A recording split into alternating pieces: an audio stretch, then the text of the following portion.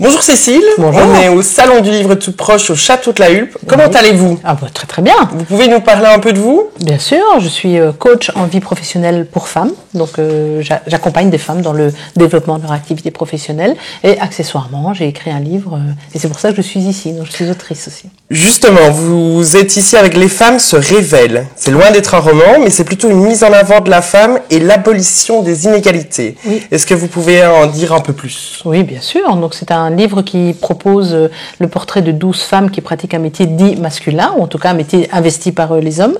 Et le caractère original de ce livre, c'est que j'ai associé à chaque portrait un récit imaginaire aller aux enfants, donc à partir de 4 ans, dans lequel on retrouve une petite héroïne en lien évidemment avec les métiers, chacun des métiers. Donc il y a 12 récits imaginaires à raconter aux enfants à partir de 4 ans. Vous écrivez qu'on va s'éclater avec cet ouvrage.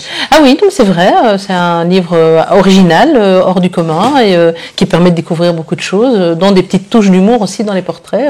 C'est assez sympa. Oui. Avez-vous envie de dire, comme Françoise Goffinet, une militante qui préface votre ouvrage, que le 8 mars, c'est tous les jours? Ah oui, ça bien sûr. Bien sûr, ça devrait être tous les jours. En fait, ou plus du tout. Donc soit tous les jours, soit on n'en parle plus jamais. Ben, voilà, donc alors j'adhère à ça, oui. Vous mettez en lumière 12 femmes, vous l'avez dit, qui font des métiers a priori dits masculins. Oui. Du coup, on rencontre une vigneronne, une chef étoilée et même une maçonne. Oui, c'est vrai. Et même une pompière, et même une poseuse de menuiserie. Donc on a vraiment des métiers atypiques et des métiers auxquels on ne s'attend pas aussi, comme une pâtissière par exemple. On dit, ah tiens, mais pâtissière, c'est pas un métier adressé aux hommes, enfin investi par les hommes. Et si, tout à fait, puisqu'il y a en atelier de pâtisserie à peu près 7 femmes pour 100 hommes. Donc effectivement, on a aussi affaire à... Et du coup, j'ai envie de vous demander, à travers cette rencontre, quelle a été la plus étonnante pour vous? La plus étonnante, mon gros coup de cœur, c'est la pompière.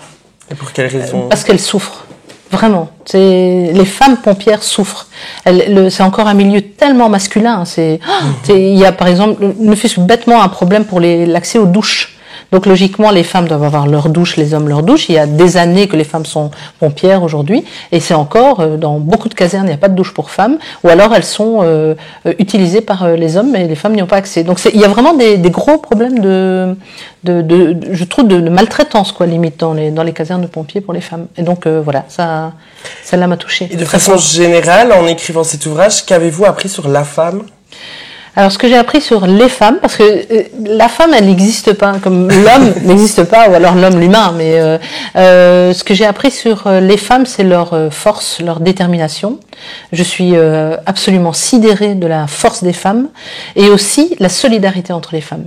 Parce que c'est quelque chose souvent on nie ça chez les femmes. On dit que soi-disant on peut pas travailler ensemble, ou on est toujours en train de se crêper le chignon. Et c'est absolument faux. On peut être tout à fait solidaire, et ça c'est fantastique. La policière, par exemple, de mon livre en parle très très bien, de la solidarité entre femmes. Et alors pour terminer, si vous aviez juste un conseil à donner aux hommes? Laissez-vous aller, les gars. Vous ne risquez rien. Tout va bien. On peut être tout à fait solidaire aussi entre hommes et femmes. Et ça, c'est mon objectif avant tout. C'est la solidarité entre les hommes et les femmes. Et ça peut tout à fait se faire. Donc, détendez-vous. Tout va bien. Merci Cécile. Je vous en prie. Les femmes se révèlent est disponible aussi en néerlandais.